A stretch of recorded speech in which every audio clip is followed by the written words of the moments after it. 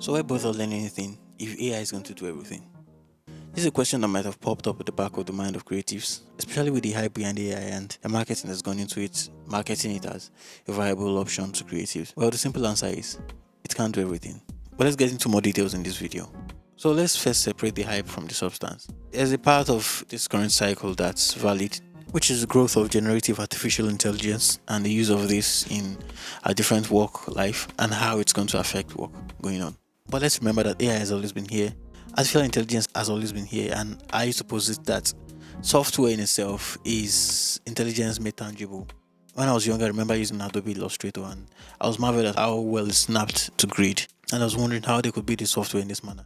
Also, on the stables of Adobe, we had Photoshop. It was a very powerful tool, and in fact, it earned its own place in the dictionary. That should tell you that AI has always been here and it's always been behind software, it's always been powering software, and that's why we have tools like Excel that multi-billion-dollar corporations are literally sitting on.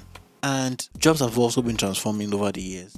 Take my job for example as a designer. Right now, my job comprises of creating mock-ups, designing icons, designing screens. There was a time when all of those things never existed. Figma never existed many years ago, and it's now part of the job descriptions all over. So if you take that into consideration, you should realize that jobs will always evolve and transform. The intelligence powering these jobs are also always going to evolve. So why learn? So the first thing you have to consider is that you are a creative, and because you're a creative, that means that your ability to create is nearly always tied to the survival of your spirit. You always need to make your hands work, make your eyes work, make your brain think in ways that you can solve certain problems, and that in itself constitutes a reason for you to learn.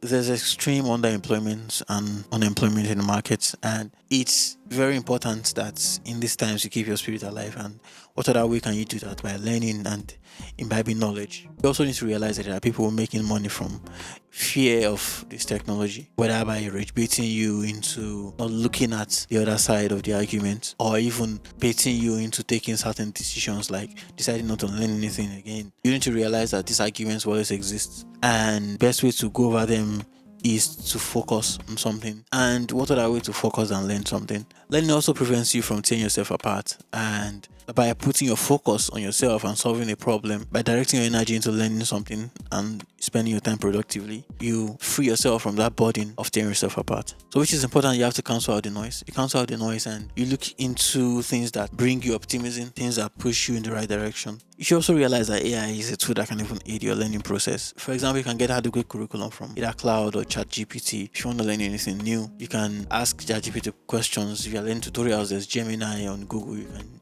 use to learn these things. One other thing I would have to advise you is to open up your optimistic side to new technology, especially as a creative. One mistake creatives make when new technology come out is reluctance to accept them, especially with the AI. I understand that people have problems with this, especially when it comes out, but it's the time for creatives to show up and stand up to be counted, because when your industry is being discussed, that's the time to stand up and join the conversation. So please see AI as free intent working for you. Now, the final point, you have to look at the concept of time. Whenever you have something to do, whether you decide to do it or not, that time will pass eventually. If you have something to do in 5 years or in 2 years and you think about it, that time is going to come and go anyways. So it's better you do it with the time that you have. So refusing to learn something is probably shortchanging yourself, because there's been a ton of technologies out there growing every single day. So with all these few points of mine, I hope that you go out and learn something, and I'll see you in the next one. Bye.